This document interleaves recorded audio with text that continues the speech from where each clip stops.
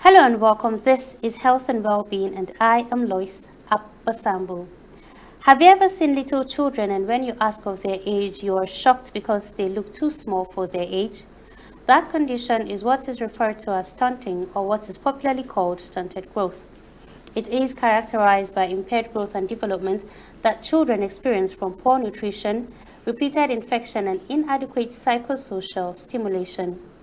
Today on the program, we will be discussing nutrition in children and how this affects their growth and development. Our guest today is Dr. Auwal, the Senior SBC Technical Advisor with Alive and Thrive, an initiative to save lives, prevent illnesses, and ensure healthy growth and development. He has been a consultant with the World Bank, UNICEF, UNESCO, and UNFPA. He has over 30 years extensive experience in communication for behavioral change, focusing on HIV, maternal health, child health. Dr. Kawu, you're welcome. Thank you so much, Lois. And it's nice having you here. Thank you for having me in this program. Thank you. So straight to our discussion for the day. We're talking about stunting, or what we used to, and remember when we were small, we call it stunted growth. And basically from the word, it's that somebody is growing but not growing so well. What are the causes of stunted growth? Thank you. Maybe we start by making a little bit of clarification so that we don't just see anybody short on the street and then we conclude he's stunted, which is the general. Stunting has more medical context than the average. Most people genetically could be shorter, or some could be taller or fat or slim. So we shouldn't make a general conclusion on that. But I think the most important is taking cognizance of the medical context of stunting. Like you rightly put it, on an average age group, the child that looks below or shorter than his average could be medically considered stunting. Again, if such child manifests some other medical or health characteristics and conditions. The best way to look at it is probably within the life cycle. Maybe we talk about 0 to 2 years, the child is not growing properly compared to his mates. So the child could be smaller or shorter. Bearing in mind that is also what we call wasting. Now, wasting is the child is weighing lighter than the average normal child. So when a child is taken to clinic for postnatal, they will put the child on the scale to see the height. There is an average expected height. And then also weight of the child. For the stunting, it goes back to when the mother also attended antenatal. For example, for the first time, her height will be taken, so also the height of the father. And this is just to help the doctor be able to say whether there are genetic elements in terms of family size.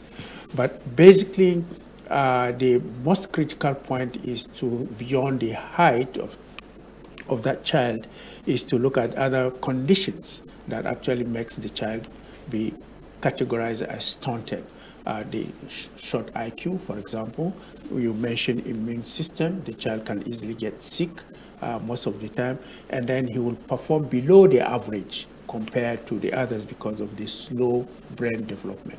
So, like you ask again, many issues cause it, and that has to go back again to the very beginning of the life itself. If I may continue, we normally look at what we call the window of 1,000 days. That is from the day the mother is pregnant.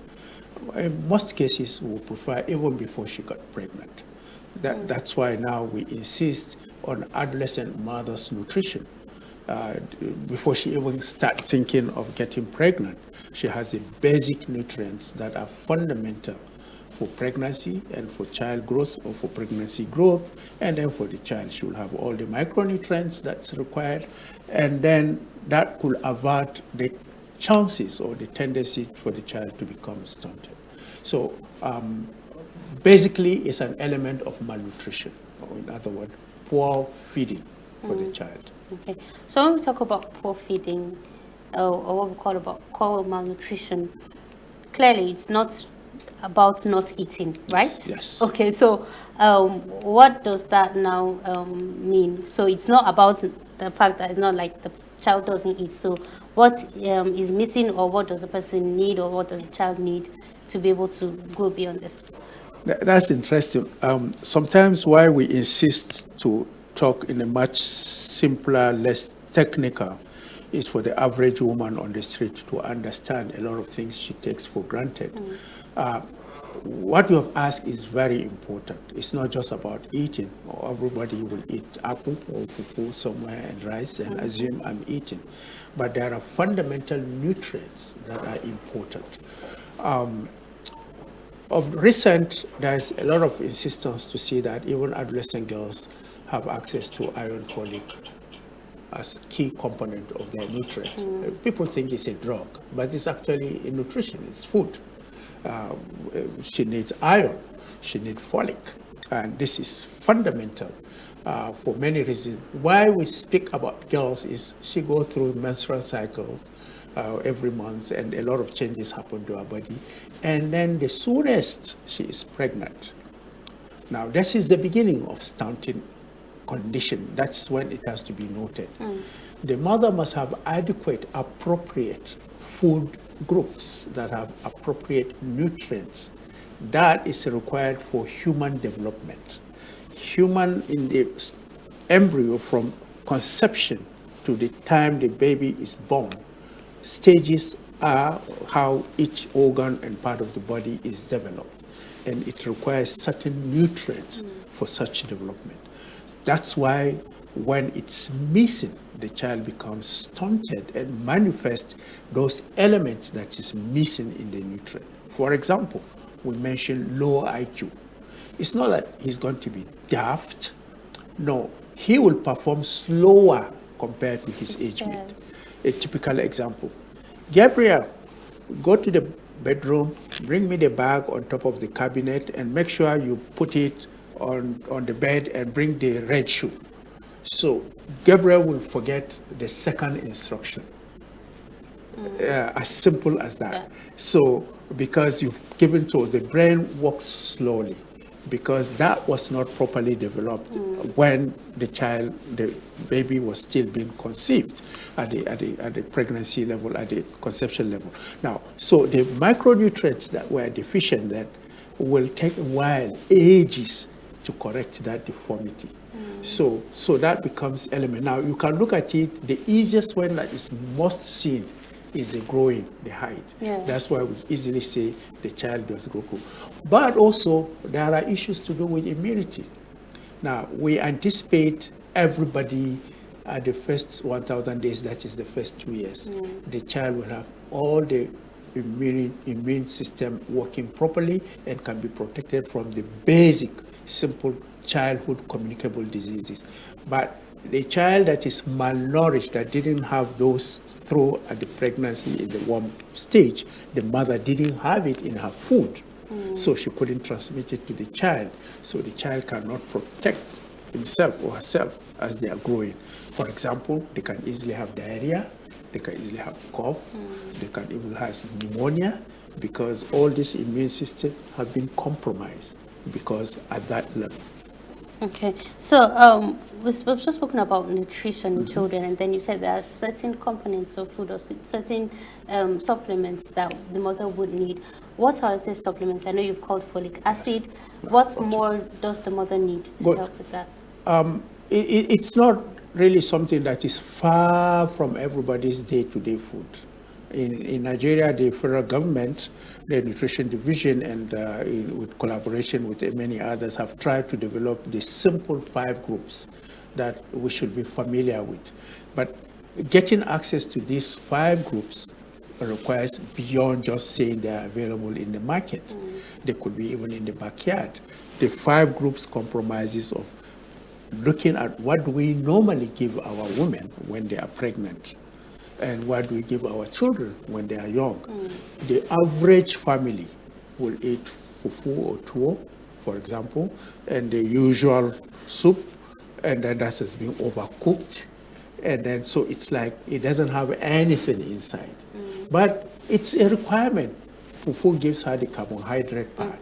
So you have all the 5 groups. One group is to give the energy, like the yam, the potato, the cassava, the rice. We all have it. The bread, we have it. So it's not something complex. So what? That mother that is pregnant should have one portion for that. Then she will need also the legumes, like the vegetables that we take. If you want the okra, the ugu, spinach. spinach, all those ones in appropriate combination without overcooking it, because the nutrients inside, the vitamins, the minerals are very fragile. Overcooking can damage them. That's why we encourage them to attend ANC, where food demonstration will show them how not to damage the food. Then the oil and the fat groups, you get a point? And then all those form the 5 groups that are required. So even the iron and folic we're speaking about, they are already inside the food that we're talking about. Nigerian government has fortified most of the food. Like everybody that buys salt in Nigeria or sugar, it has been fortified with vitamin A, which you can get in the fruits, papao, mango, banana. You get a point. But instead of relying just on going to a chemist, it's available in the neighborhood, in the market. The little she has every day for every meal, making sure those groups are there, she can take it, and it helps a lot in the growth of the baby. Now, why we say it's complex is because most women will depend on somebody to give them, who could be the husband or whoever is responsible to take care of her. So, because either she's not working or she has a lot of other things. Now, all this will combine to see that she has access to the 5 groups of those food, which is relevant. So, without even mentioning iron and folic, which are already inside the food, every ugu contains folic.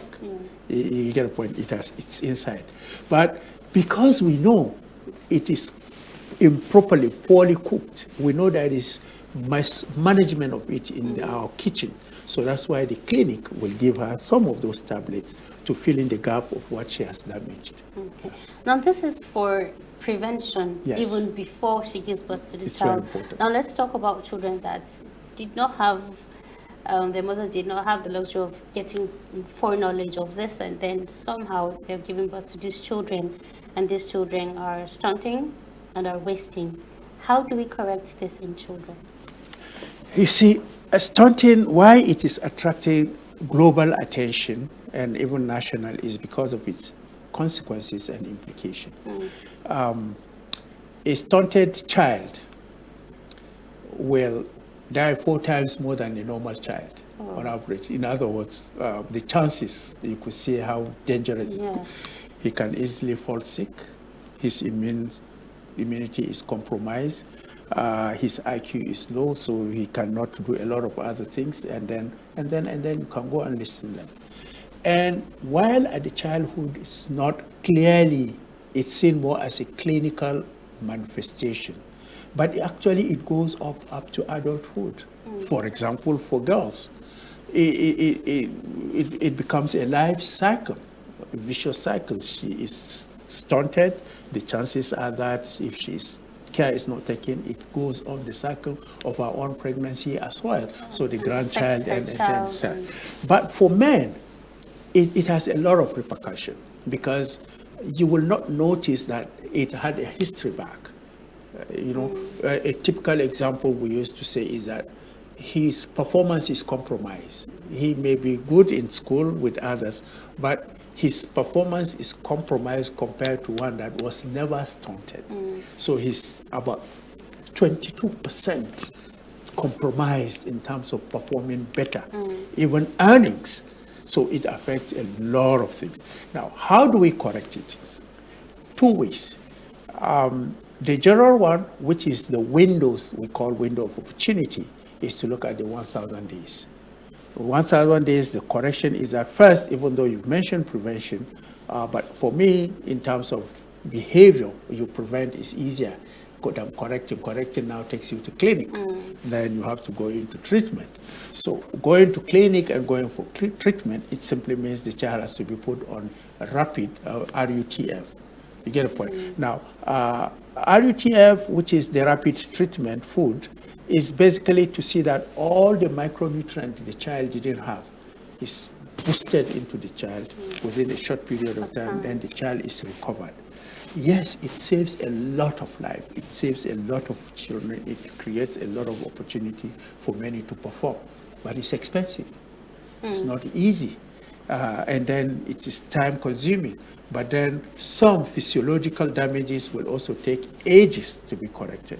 And access to it, is it feasible? Can you just go to a chemist or shop and buy?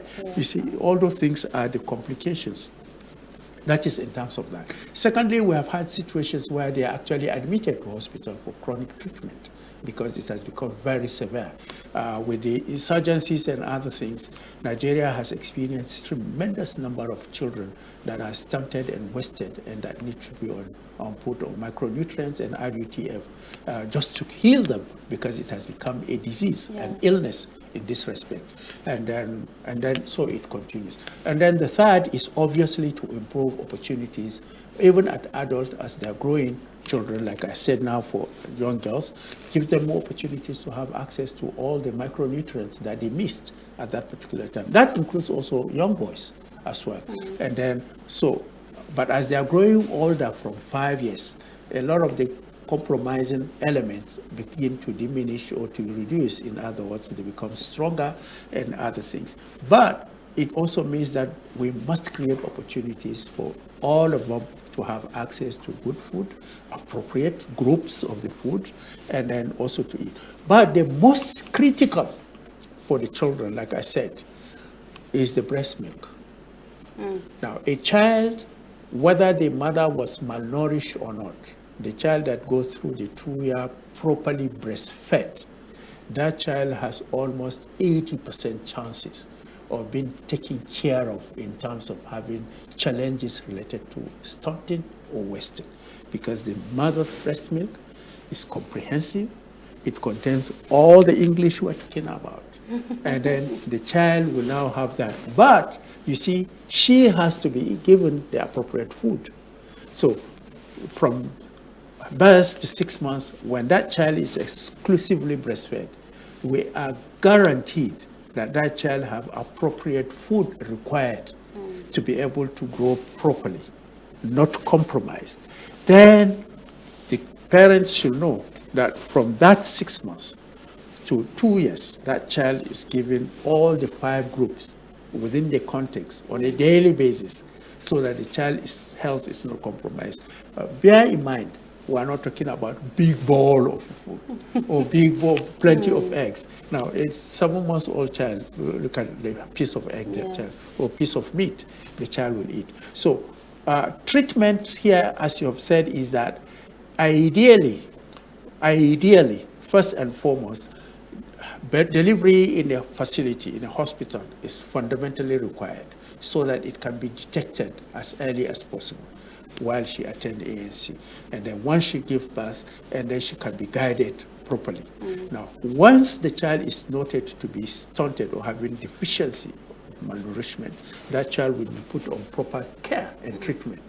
Now, beyond that, remember, malnutrition or stunting comes with other complications, diarrhea, pneumonia.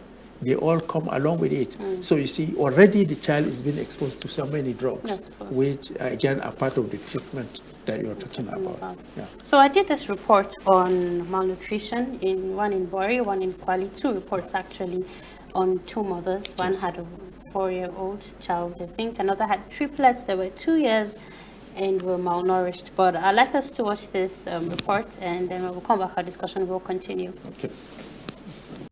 Malnutrition remains a major health concern, with the prevalence rate increasing globally. Poverty has been identified as one of the major contributors of malnutrition. Most of the women whose children, majority of them, whose children come out with malnutrition or severe malnutrition are women who are not gainfully employed. They are the poor of the poorest, and a lot of gaps are missing in their lives. In a society where the father is expected to provide for the family and the mother is expected to stay at home to take care of the children, this arrangement seems to no longer be working due to the increasing prices of food items and the activities of insurgents, which limit economic activities in rural areas. For women in Kwali Area Council, this is a cause for concern as they are bothered about the rate of malnutrition in their children around their community. Praise Omari is a mother of 6, including a set of triplets who are all malnourished. With no job and her husband being a security officer for a school in Kwali, Praise says they can barely eat to be satisfied, much less get well-balanced food. The day I was put to bed of them, their father lost his job. I used to work before, but with their pregnancy, in microfinance that is a private owned, I cannot cope anymore. I have to leave the job. So their father cannot be able to cater for the children. They are 3, everything of them, you have to buy them in trays, food. And me myself, I did not have enough good food to eat. Talk more of them to have enough breast or even money to buy milk to support them. They started taking pap. Let me say, it's not even up to a month, because I cannot afford the milk. It's not, I think from 2 weeks. It's not very easy. Looking at your children, when I walk around with them, people will look at them, triplet, they are beautiful. Are they up to a year? Children that are 3 years this June. And vocabulary, they are not meeting up with their age grade. They are not meeting up, they can't talk well, many things that they are still wearing pampers at this age. Praise's story is very similar to that of other women in Kwali who are trained by the International Society for Media and Public Health on how to produce charcoal briquettes and organic fertilizer, which they could start up as a business and could be used to sustain their families. The training that we have given is such that they can do it themselves because they are using raw materials that they don't have to buy. These are things that are available for them to use, and we have ready uptakers, people who can buy from them. And so we believe that when they buy from them, they will have economic power to see that when they see the signs of these children being malnourished or being sick, they can quickly go to the health facilities around so that they can stop it before it becomes serious cases that we see of severe acute malnutrition. I'm happy for this training that came up at this point in time, because it's going to help me. We have learned how to make organic charcoal. We have learned how to make organic fertilizer. In addition to being trained on how to produce charcoal briquettes, the women were taught how they could use local foods around them to prepare well-balanced food for their children to address malnutrition in their homes. We have also learned how to make food for our children, which is Tom Brand, which is so proteinous. We can do by ourselves. Instead of buying the sachet one, the one they have sealed, you can make with little materials, those materials that we can find around us, and our children will grow well without us spending so much money. Identified to be malnourished, Praise's triplets were grafted into a program where they were given ready-to-use therapeutic foods, but due to the COVID-19 pandemic, they couldn't continue with the program. Even though organizations are coming up with ready-to-use therapeutic food interventions such as micronutrient powders, which are integrated within infant and young child feeding programs, there is a need to provide proper food for these children when they are taken off the program. UNICEF reports that about 2 million children in Nigeria are suffering from severe acute malnutrition, with 32% of under 5 children said to be stunted. 45% of under 5 deaths are also attributed to severe acute malnutrition, with only 2% having access to treatment. Yemi Jewel is a mother of 4. Her last child was diagnosed with malnutrition. Diagnosed with a health condition, Yemi is unable to feed her baby with breast milk. I have problem for my breast problem since I born. I hold my pikin only 1 month. So the breast started to pain me, two breasts.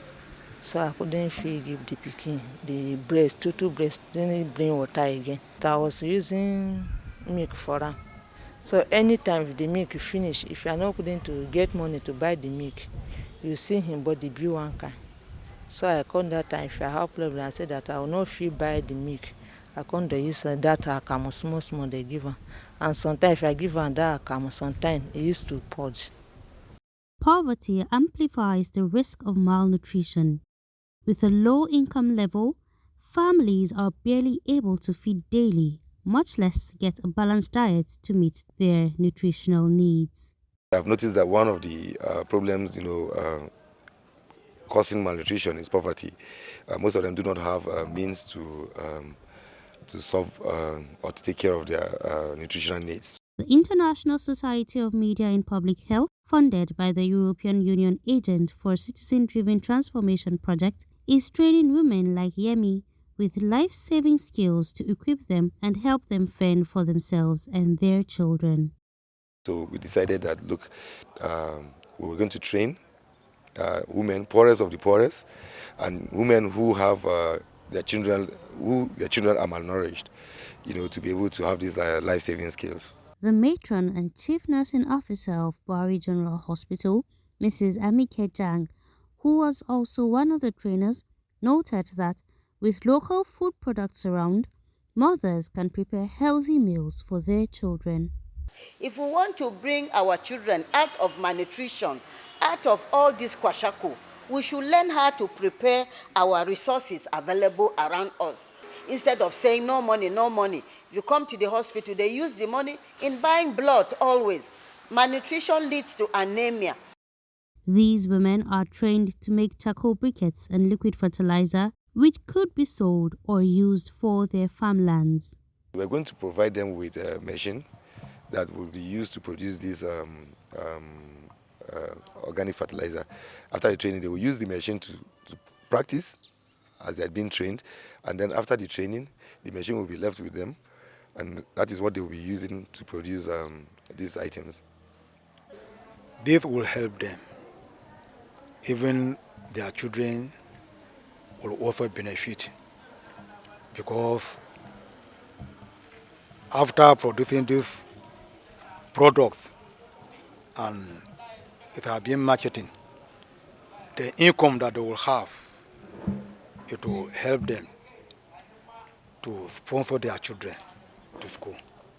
With these new skills learned, the women are excited to go out and put into practice all they have learned and make a decent living. Some of our children are malnourished because of lack of 1 or 2 diets. So they are helping us to teach them on how to use what we are farming, because we are farming a lot of things but we don't know how to use them. I'm very happy about it, because if I have that, even that business, hold it in my hand, it will help me, because even now when you see me to do farm work, sometimes you see me like this, they will see say like na better person, no be better person, because sometimes as I have the problem for the breast, if I'm doing work, even raw banana to carry am for my head, if I raise up my hand like this, it used to bring problem for me. So if I happen to get all that thing, it will help me. The nutritional status of individuals greatly affects their productivity, and malnutrition reduces the economic potential of any country. Well, those are reports, 2 reports on malnutrition. And before we went on that break, I said we're going to discuss on this when we come back from watching that report. So, in these reports, we see a woman that has 3 plats and they are malnourished. One of her excuse was because she was pregnant, she wasn't able to maintain her job, so she lost her job. And because of that, they are having problems with feeding because her husband also lost his job. So when she gave birth to these 3 children, she couldn't afford to feed them exclusively because her case is complicated. There are 3 plats. And she hasn't been able to feed them, or she wasn't able to feed them exclusively for 6 months. Started giving them papas around 2 weeks or so, because, and her excuse is, she was not fed properly. What can be done for these children? You see, it's a very challenging situation because of its uniqueness. We have had, of course, mothers triplets and even quadruplets. 2 years ago, we celebrated mothers with triplets who did exclusive breastfeeding. Some of the awards were given to them internationally because the effort of how they were able to do it. Rightly, like we said, even breastfeeding one child is not easy. It demands the support of the partner, the husband. And that's why at the opening I said the gender issue comes in. The husband has to understand and be responsible to support the mother right from pregnancy until the child is born, to see that she has adequate nutrition for herself and also for the child. Now, there is a lot of psychological frustration in what you've mentioned now from the mother. She feels frustrated. She has all these children, and then she's left. Understandably, the husband may not be having, might have lost his job, but what do they require? What she requires, and for the child, are issues that also goes beyond abandoning the health of those children for the sake of such expression of frustration. Now, naturally, mothers can produce breast milk to cater for what she has. The mother will not produce more than what the child needs. So the more the child suckles, the more breast milk will come. So the more number of children she has, what will make it difficult for her is the fatigue of keep on breastfeeding one after another, you know. But then as the children suckle, the more they do, the more the breast milk will continue to come. That's the way nature created it to make it. But for her to have adequate milk, she also needs to eat well. She also needs to have well-fed, well taken care of psychologically. Like you mentioned at the opening, the psychosocial bonding of the mother and children are very, very significant in ensuring that the breast milk itself comes in.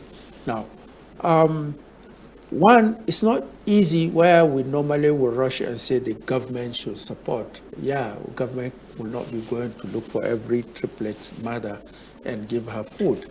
Now, but it's to understand, and that's why this program is important for men to know that whatever they contribute, however small it is, it tremendously impacts on the mother psychologically.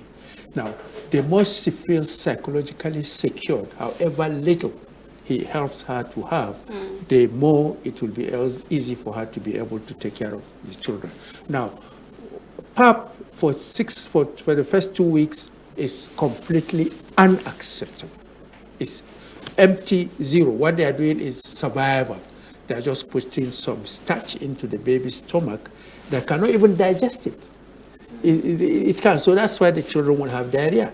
They will have diarrhea, and then it becomes complicated, and because they have compromised immune, so they easily can fall. And that's why at the beginning I said they have 4 times more chances of dying because the context of their health has already been compromised. So the situation is, apart from in the context of that, if, for example, scenarios like this happens, if you go back again to the history, we keep insisting and we keep mentioning antenatal is very, very important to what will happen in the 1,000 days of that child. Antenatal means 1,000 days include the very hour she got pregnant to the day she will give birth.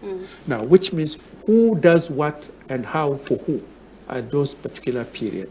Her health, even the water she drinks, sanitation itself, her own health sanitation, it's tremendously important. So it would have been known she would have triplets, right from if she really had, right from antenatal. Now, it would have been probably an indicator for the family to start preparing. And we keep expecting big things to be done for her food. But like I said again, as simple as it is, it could be. For example, take one bunch of ugu which is probably 50 naira or 100 naira. Which she needs. Now you see that ugu contains all the folic she needs, or it has a lot of iron. And take one loaf of fufu that you're talking about for 50 naira. So you have 150 already. You get a point. And depending, whatever is a piece of fish or meat or whatever, you see you've already have the 4 groups that we're talking about. So if not every day that she has to have the orange, papao, pineapple, no. These are things that will follow. You see, so for those children, definitely the first 6 months is exclusive breastfeeding as much as possible. Now, children will only take breast milk when they need it. They will not be just be crying if they don't need it. You see the point. Now, because naturally her body has produced 3 children, so the tendency is the brain to start functioning in such a way that these children will need breast milk all the time. Like I said, the fatigue, she will need support, tremendous support. Those women that we celebrated last years, why they were celebrated along with their husbands, 2 of the husbands, one of them resigned from his work fully. He said, I can't continue, my wife needs me 24/7. The 3 of them did timetable for breastfeeding. We asked, how did he do that? They said, okay, she will extract the breast milk, put them in the bottles, and then go and sleep. He cries, which one? A, B, C. And then he will take one, and then he will be breastfeeding. So the one that was very exciting was that all breastfeeding in the night is done by the husband. The woman sleep. She will extract the breast milk, put them in little containers, keep them there, sleep. When this one cries, he goes and feed this one. This one he does, this one he does. So you see, that helps a lot. It also helps her to produce more milk because it's not like stressing her psychologically. Now, another thing our women suffer is the workload that is not being reduced when either they are pregnant or they give birth. And government has tried to encourage state governments to launch the 6 months maternity leave, not because she will stay at home, but hopefully if she is having enough rest, there will be more milk and the exclusive breastfeeding will be easier. Yeah. And then now some states have even started the paternal 2 weeks leave. Yeah. So because that first 2 weeks is extremely crucial. And then, so I plead to my male colleagues and husbands to be able to understand this important component. You will be shocked to know that even at the first 3 days, the milk is not coming. Our grandmothers will go and prepare things and give her and give the baby and things like that. The mere husbands rubbing the wife's back neck or chest or hugging her, milk will start coming. Just that. Because she's feeling safe, she's being comforted, and the support is coming. The milk will start coming. So you see, there is a close link between producing the milk itself and psychological safety that come from the partner. So there's this other story, it's on Yemi's story as well. For her, the reason why she couldn't exclusively breastfeed is because she had health challenges. Yes. And those are also very few cases. For cases like that, what can be done for this child? Even when we insist on exclusive breastfeeding, there are limitations on health compromise, on sickness. When the child is sick, definitely the child should be in the hospital. So also the mother. These are the rare conditions, or let me use the word exceptional conditions, which the child will be on medication, and the mother is in a critical condition that she cannot.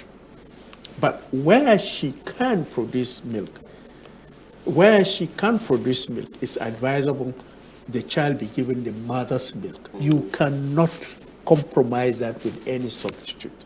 It doesn't work. Maybe from a surrogate mother, another woman, but as long as it's human. But that child, once you see, God didn't give the password for you to manufacture that composition of that milk in that context. So that's why it's safer to say that. When we did the HIV and AIDS, the PMTCT program, we encourage PMTCT mothers that are HIV positive to also breastfeed. Now, you will ask, what happens because there is HIV virus, Yeah. even in the breast milk. But you see, the chances is that that child will be better and will be stronger. And even if she's not PMTCT properly, the child will not contract HIV. You get a point? And then the child is protected again from nutrition-related diseases. Yeah. So, and that's even better. Now you can see that is even at a certain level where you could say, this is what I'm trying to avoid. So other illnesses, maybe she's unconscious, maybe she went to cesarean, maybe there is some very serious illness that she can't do anything. That is exceptional. And I think clinics can be able to handle that at that level. Okay. Yeah. So before we round up, I'll also just like us to talk about what Alive and Thrive is doing. Yes, just like you tell us more what Alive and Thrive is doing. Alive and Thrive came in for this very reason that we're talking about. 2016, it got a funding from Bill and Melinda to address specifically infant and young child feeding, because it was chronic in Nigeria. For over 27 years, our needle of exclusive breastfeeding was just 18%, which means 18% only of Nigerian women breastfed exclusively. And that 18%, the significant number of it comes from Lagos and some few. So the rest of places, it was a zero. Now, just imagine how much we've been able to deal with childhood diarrhea, childhood pneumonia, and then all the key elements we're talking about, stunting and wasting. Now, all these were related to what that. So 11 Tribe came in to support Nigerian government and then also to work with families to increase awareness and then also provide support for infant and young child feeding, specifically 3 components. Early initiation of breastfeeding. Put that child to breast milk, immediately the baby is born. It doesn't cost anything. It's the most easiest doable. Colostrum is the fundamental. The second one, 6 months. Put the baby to exclusive breastfeeding. From 6 months, give the child dietary diversity, at least from the groups, as little pieces. Now, that's what we did for 5 years, and we contributed to the change of the needle, and then increasing also the rate that it is. Now, 11 Tribe is still supporting Nigerian government and many states, about 7 states, to address even the backbone of it, which is the primary health, where services are provided for the mother at the primary, at the community level. So we're strengthening the system in primary health services. We're strengthening the capacity and skill of service providers to be able to counsel mothers properly, all these issues we're talking about, and then also to strengthen communities to be able to take it up by themselves and then to understand that it's the problem and it's not complicated and easily they can do that. So it's going to be another 5 years that's working on. Oh, well done for the job that 11 Tribe is doing, and noting that exclusive breastfeeding percentage in Nigeria has actually increased to about 23 or so percent. So well done. Yeah, 24%. Well done the job you're doing. Well, thank you very much, Dr. Thank you Auwal. so It was much. great having you here. Thank you so much. And I learned a lot as well. Thank you so much. I appreciate it. Thank you very much. Yes, thank you for having us in this program. Yes. Yeah. So that's the size of our package today. Do remember that exclusive breastfeeding is key. You can do it, as much as there's frustration, but you can do it. And put at the back of your mind that this is essential for the growth of your child. Do keep it to date with us. Same time next week. I am Lois Apasambo. Do stay safe.